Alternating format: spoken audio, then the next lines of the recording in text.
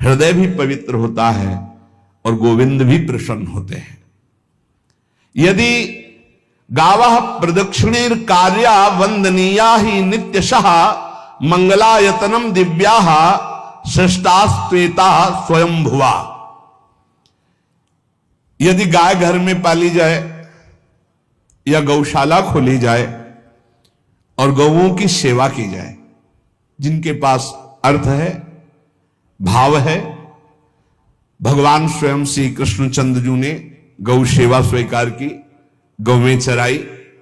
गौओं की परिक्रमा करने से, जैसे आप प्रभु के बिहारी जी के मंदिर की 4 परिक्रमा करें तो जो फल आपको मिलेगा वही गाय की 4 परिक्रमा कर ले तो आपको प्राप्त हो जाएगा।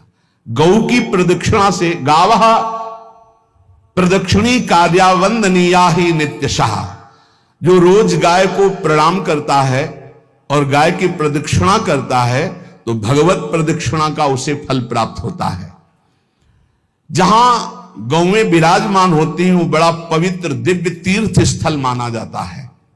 गौएं जहां विराजमान रहती, गौशाला में भजन करे तो कई गुना बढ़कर के प्राप्त होता है।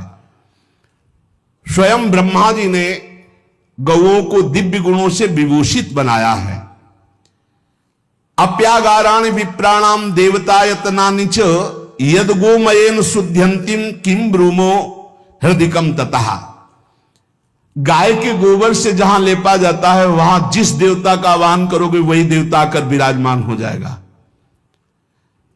अपवित्र भूमि में भी यदि गाय के गोबर का लेप कर दिया जाए तो परम पवित्र मानी जाती है। गाय बहुत पवित्र, जहां वो बैठती है, जहां वो मूत्र त्याग करती, गोबर त्याग करती, वो स्थान तीर्थ तुल्य पवित्र माना जाता है। भगवान जब गाय के पीछे पीछे चलते तो गोरज उड़कर उनके मस्तक पर विराजमान होती, उनके मुखार बिंद पर विराजमान होती। बाल गोविंद के अनिष्टों को दूर करने के लिए गाय के पूंछ को उनके ऊपर से झाड़ा देती थी मैया। जब गुरुमंत्र वैदिक सिद्धांत से दिया गया था पहली बार तो पंचगव्य पिलाया गया था। गोमूत्रम गोमयम क्षीरम दधि सर्पिस तथैव च गवाम पंच पवित्राणि पुनंत सकलम जगत। कितना भी बड़ा पापी हो, अगर पंचगव्य पिलाया जाए तो वो वैदिक मंत्रों को स्वीकार करने लायक हो जाता है, पवित्र हो जाता है। पंचगव्य में 5 चीजें गाय की होती है। गाय का मूत्र, गाय का गोबर, गाय का दूध, गाय का दही और गाय का घी, ये 5 मिलाकर पंचगव्य पिलाया गया था। पहली बार जब वैदिक मंत्र दिया गया था तो पंचगव्य बनवाया था गुरुदेव भगवान ने संन्यास, और वो पिलाया था। ये पंचगव्य पिलाने से अपवित्रता का नाश होकर पवित्रता का संचार होता है। इसलिए धन्य है उनका जीवन जो गौ सेवा परायण है भगवत भाव से। गाय में साक्षात भगवान का भाव रखकर गौ सेवा करते हैं। त्रिषिता गौर गृहे बद्धा गेहे कन्या रजस्वला देवशास्त्र सन्निर्माल्य हंति पुण्यम पुराकृतम। यदि घर में गाय बंधी है और भूखी है और प्यासी है तो तुम्हारे सारे पुण्य नष्ट हो जाएंगे। अगर घर में रजस्वला कन्या बहुत काल तक है और उसका विवाह आप नहीं कर रहे हैं तो आपके सारे सुकृत नष्ट हो जाएंगे। यदि घर में ठाकुर जी विराजमान है और कर का पहनाया हुआ माला सुबह तुमने देख लिया तो तुम्हारे सारे पुण्य नष्ट हो जाएंगे, क्योंकि शयन कराते समय तुमने उतारा नहीं, अर्थात तुम सेवा में प्रमाद करते हो। तो देवतास्त्र सन्निर्माल्य हंति पुण्यम पुराकृतम। जैसे सुबह श्रृंगार किया तो रात्रि के शयन के समय वो हटा लेने चाहिए माले। जब हम शयन कराते हैं तो भले पुष्प शैया पे शयन कराएं पर माला नहीं धारण कराएं। श्रृंगार का माला अगर दूसरे दिन दर्शन किए क्यों पहने ठाकुर जी तो तुम्हारे सुकृत नष्ट हो जाएंगे। गाय बंदी हो घर में, वो प्यासी है और भूखी है, तुम्हारे सुकृत नष्ट हो जाएंगे। त्रिषिता गौर गृहे बद्धा, क्योंकि तुम्हारे पास है, सेवा करना चाहिए। यो वै गाम प्रतिसिद्धेन तो चरंतिम च स्वतरणम नरहा तस्य पूर्वे च पितरः कंपन्ते पतनोन्मुखा। यदि गाय हरी हरी घास चर रही कहे और तुमने डंडा ऊपर प्रहार किया और लाठी मारी तो तुम्हारे पितर खोपड़ी के बल नरक जाने के लिए तैयार हो गए। ये लिखा है। चरंतिम स्वम तृणम नरा तो तस्य पूर्वे च पितरा कंपनते पतनोन्मुखा। इसीलिए क्या भारत से कहीं किसी की तुलना हो सकती है, जहां गौ को माता की पदवी दी गई, जहां गौ को हम आराध्य देव के रूप में मानते हैं, आराधना करते हैं। गौ रक्षा, गौ सेवा, ये बहुत बड़ा इसमें छुपा हुआ है। स्वयं भगवान अवतरित होकर गौ जब गाय के रूप में पृथ्वी रमाती तो भगवान का अवतार हुआ है। बड़ा विचित्र समय आता चला जा रहा है कि अब आधुनिक यंत्रों की ऐसी सेवाएं हो गई बड़ी बड़ी कि अब ना बैल की जरूरत है और ऐसे दूध की महंगाई बन गई कि अब देसी गाय 2 लीटर 3 लीटर 4 लीटर और ऐसी ऐसी कि 20-20 25-25 लीटर दे तो कौन देसी गाय को। तो गौओं का सेवा का भावना शास्त्र आज्ञा करता है कि जो प्रतिदिन अग्रग्रासे परोभावा कर्तव्यो भक्ति तोन्वहम अकृत्वा स्वयं आहारम कुर्वम नापनोति दुर्गतिम। जो ही तुम्हारे गृहस्थ में घरों में पहले होता था, अब तो भगवान जाने, जे ही पहली रोटी तवा में गई तो वो निकाल करके पक्की रखी जाती थी गौग्रास के लिए, पहला रसोई में। तो इसमें लिखा प्रतिदिन स्वभोजनम, पहले स्वयं भोजन न करके गाय के लिए ग्रास निकालना चाहिए। तो जिनके पास अर्थव्यवस्था जो गृहस्थ धर्म में है या जिनके पास अर्थ है, कुछ रोज 1 रुपया निकालो। हम कह रहे रोज निकालो तो महीने में 30 रुपया होते। 30 रुपया में एक गाय को हरी घास तो एक टाइम पवा ही सकते हो ना, बहुत नहीं है तो 1-1 रुपया निकाल के अगर एक गाय को चारा दोगे तो एक बार का भोजन तो हो ही सकता है। 30 रुपया में हरी घास जाकर के उसके एक बार तो पवा दोगे ना। अग्रग्रासे परोभावा कर्तव्य भक्ति तोन, हम भक्ति पूर्वक गाय को 1 ग्रास भोजन में 1 रोटी तो निकालना चाहिए गाय के लिए, ऐसा शास्त्र आज्ञा कहता है। जो ऐसा करता है तो अकृत्वा स्वयमाहारम कुर्वन् नाप्नोति दुर्गतिम, अपने आहार से 1 रोटी निकालकर गाय को देता है और स्वयं 3 रोटी भले पाले 1 रोटी गाय को दे दी तो बोले उसकी दुर्गति नहीं होगी, अर्थात उसके अंदर भाव बढ़ता चला जाएगा वो भगवान की भक्ति में। और तेनाग्नयो हुता सम्यक पितरश्चापि तर्पिताः देवास्त पूजितास्तेन यो ददाति गवान्हिकम। जो प्रतिदिन गौग्रास निकालता है, अर्पित करता है, तो उसको अग्निहोत्र करने का फल मिलता है, उसके पितरों को तृप्ति मिलती है और समस्त देवताओं के पूजन का फल मिल जाता है जो गौग्रास निकालता है। यो वै ताड्यते यष्ट्याधेनुम मर्त्यो विमूढ़धि। जो मूर्ख मनुष्य, जैसे अब गाय दूध नहीं दे रही, मार डंडे डंडे मार रहे हैं, इंजेक्शन लगा रहे हैं, ऐसे वैसे कर रहे हैं, उसको ताड़ना दे रहे हैं, तो बोले जो मूढ़ बुद्धि मूर्ख मनुष्य, यो वै ताड्यते यष्ट्याधेनुम मर्त्यो विमूढ़धि, वो गाय को लाठी से मारता है, डंडे से मारता है, हाथों से मारता है, तो धर्मराजस्य नगरेशा याति करवर्जिताहा। धर्मराज जी पहले अपने नरक में ले जा करके उसके कहते थोड़े थोड़े तिल तिल करके पहले इसके हाथ काटो, मरना है नहीं वहां। अब आराम आराम से थोड़े थोड़े पहले हाथ वर्जिताहा, इन्हीं हाथों से गाय को मारा था ना, तो ऐसे थोड़ा थोड़ा काटा जाता है उसके हाथ। कर वर्जिताहा, उसके दोनों हाथ काट करके थोड़े थोड़े। यो वै दंसान वार्यति तस्य पूर्वे कृतार्थ काहा नृत्यंत सवादिस्मास्तरिष्यति भाग्यवान। जो गौ के शरीर को स्नान कराता है, गौ के शरीर को कीट आदि से मच्छर आदि से रक्षा करता है और खूब अच्छा अच्छा पदार्थ गौ को, केवल दूध के लोभ से नहीं, ये हम गौ सेवा की बात कर रहे हैं, ये कि नहीं वहां 10 लीटर दूध देती तो हाथ फेरो, जब दूध नहीं देती है तो चारा भी ठीक से नहीं दे रहे और उसके ये स्वार्थी हो, गौ सेवा का बात नहीं, वो दूध का लोभी केवल व्यापार की बात करता है। गौ सेवा का तात्पर्य है गौ सेवा केवल, खूब बछड़े को पिला दिया प्रसाद रूप से, जो दूध मिला उसका अपने सेवन की, वो बात तो अलग है। अब बछड़े को तो जरा सा केवल पिन्हाने के लिए कर दिया और खूब सारा दूध लीटर में नाप करके जा रहा है, और उस समय तक तो खवाओ पियाओगे ही खूब अच्छे से। इसके बाद जब दूध देना बंद किया तो उसका आदर सत्कार खत्म, खोल के बाहर ऐसे वो प्लास्टिक खाते घूम रही, तो ये गौ सेवा नहीं मानी जाएगी, वो स्वार्थ पूर्ति मानी जाएगी। जो सदैव गौ सेवा करता है, उसके डांस मच्छर हटाता है, स्नान कराता है, पीठ में हाथ फेरता है, उसके पूर्वज जो पितर होते हैं वो नाच पड़ते हैं, उनका मंगल होना शुरू हो जाता है कि हमारे वंश में गौ सेवक पैदा हुआ, बड़ा भाग्यवान है और वो गौ के द्वारा हमें तार देगा, ऐसा भाव। गौ सेवा हमारे सनातन धर्म में बहुत बड़ा स्थान गौ सेवा का है। पर एक बात ध्यान रखें, इन सब सेवा का फल है भगवान के चिंतन में निरंतर वृत्ति डूब जाए।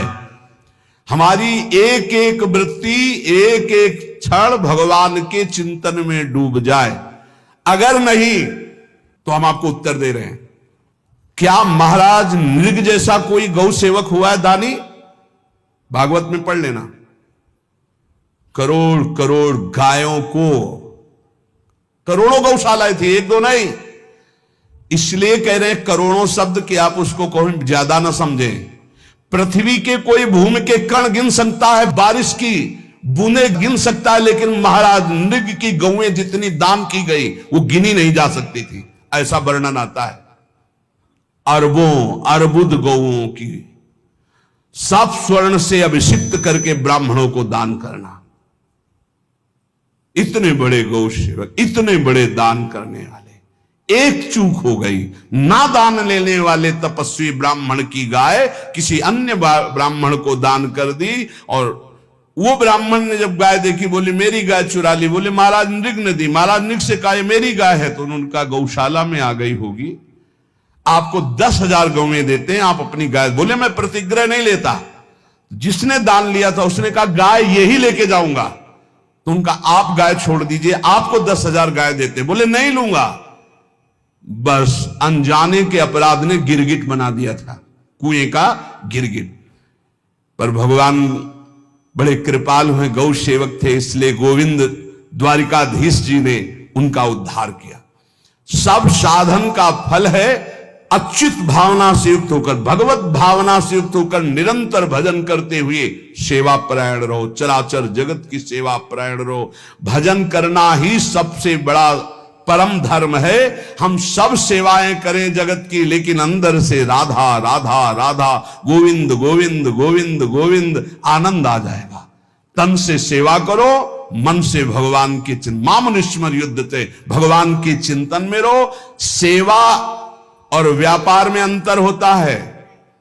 गौ सेवा के बहाने से धन का जो दान लेना है और उसका अपने में प्रयोग करना, मैं पितरों सहित नरक जाना है, लिख लो। गौ सेवा के बहाने से दान लेना और उसका अपने परिवार के सुख में पैसे का प्रयोग कर देना या अपनी वासनाओं की पूर्ति में लगा देना। आया गौ सेवा के लिए और आप प्रयोग कर रहे हैं गाड़ी घोड़ा नाना प्रकार के सांसारिक भोगों में, तो लिख लो पितर सहित तुम्हारे नरक जाएंगे, क्योंकि गौ सेवा के लिए आया है। गौ सेवा का धन सिर्फ गौ सेवा में ही लगना चाहिए। आप गौ सेवक है, दूध पान कीजिए, रोटी खा लीजिए, लेकिन गौ सेवा का अर्थ आप अपनी वासनाओं की पूर्ति में, अपने मनोरंजन में या अपने मन के संकल्प भावना में नहीं पूरी कर सकते।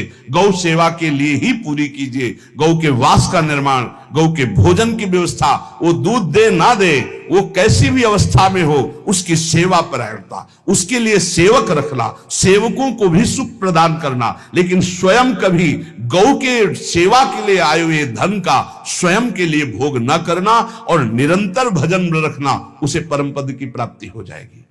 इसलिए हमारे सनातन धर्म में गौ सेवा का विशेष महत्व है और इस महत्व को सबको स्वीकार करना चाहिए। यदि आप गौ पालन स्वयं नहीं कर सकते तो 4 लोग मिलकर के, क्योंकि आज जो गायों की व्यवस्था वो बड़ी दयनीय हो रही है। दयनीय इसलिए हो रही कि दूध की अधिकता के चाह रखने वाले भैंस रखते हैं या विदेशी गाय रखते हैं। अपनी भारतीय जो देसी गाय है वो उतना अधिक नहीं देती कि 40 लीटर 30 लीटर 25 लीटर, बहुत अधिक देगी तो 5 और 8 लीटर। देसी शुद्ध गाय अपनी जो है वो 8-10 लीटर, बहुत जब व्यवस्था हो। नहीं तो अपने गांव में तो देखा है तो 2.5-3 लीटर से ज्यादा नहीं देंगे, 1.5 लीटर इधर 1.5 लीटर उधर, या बहुत हुआ तो 2 लीटर 2 लीटर, पर वो स्वर्णिम दूध होता है। जो दूध की चाह रखने वाले जन थे अब वो गायों को नहीं रखते, देसी गायों को कोई बिरला ही रखता है। अब पहले बैलों की जरूरत होती थी, गाय बछड़ा दिया तो आनंद होता था कि किसानी के काम में। अब तो ट्रैक्टर है तो बैलों की जरूरत नहीं। अधिक दूध के लिए अरे अब तो पशुओं की जरूरत नहीं, केमिकल से दूध बन रहे हैं, टैंकर के टैंकर। तो फिर हमारी जो गायें हैं उनकी बड़ी दुर्दशा हो रही।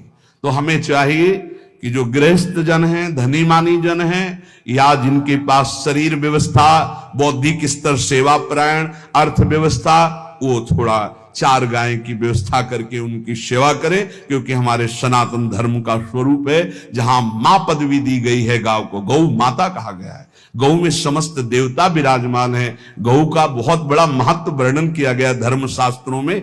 यहां तक कि जब कोई ऋषि नाराज होता था तो आगे गाय करके जाया जाता था तो क्षमा हो जाती थी, गाय को देखते ही वो क्षमा कर देते थे। बहुत महिमा वर्णन की गई है गौ की। इसलिए जिसको भी अगर नहीं अर्थव्यवस्था है तो एक रोटी तो निकाल सकते हो ना। तुम्हारी रसोई में रोटी बने तो पहली रोटी निकाल लो, और आसपास जहां गाय बंधी हो तो उसको दे आओ जाकर, तो कम से कम धर्म का पालन हो जाएगा, गौ सेवा बन जाएगी। तो गौ सेवा, चराचर जगत की सेवा, भगवत सेवा, सबका फल है। फिर प्रारंभ में आ जाइए स्मृति। योगी हो तो चित्त की वृत्ति का निरोध करके परमात्माकार, ज्ञानी है तो चित्त वृत्ति का लय करके स्वरूप स्थित, भक्त है तो एक एक वृत्ति सावई मन कृष्ण पदारविंदयो। भगवान के चरण में, भगवान के नाम में, भगवान के रूप में, भगवान की लीलाओं में स्मृति अगर नहीं तो सब साधन अधूरा, और स्मृति तो हर साधन पूरा। इसलिए एक बार कमर कस लो, चाहे जगत की सेवा करो, चाहे जिस कार्य में लगे हो, तुम्हारी स्मृति प्रभु में लगी हो। स्मृति के बिना हम जीवन का कोई महत्व नहीं समझते। स्मृति विहीन जीवन सब व्यर्थ। इसीलिए उन परमहंसों के चरणों में स्वयं भगवान चरण रज लेने के लिए पीछे डोलते हैं, जो निरपेक्षम मुनिम शांतम निर्वैरम समदर्शनम अनुब्रजाम्यहम नित्यम पुयत्यंगुरेण भी। ना कोई प्रतिज्ञा, ना कोई चाह, ना कोई इच्छा, निरंतर भगवदाकार वृत्ति, निरपेक्षम मननशील, द्वंद्व विमुक्ता, जो शांत हैं, जो किसी से वैर नहीं रखते, भगवदाकार वृत्ति, उसी मार्ग के आप पथिक है।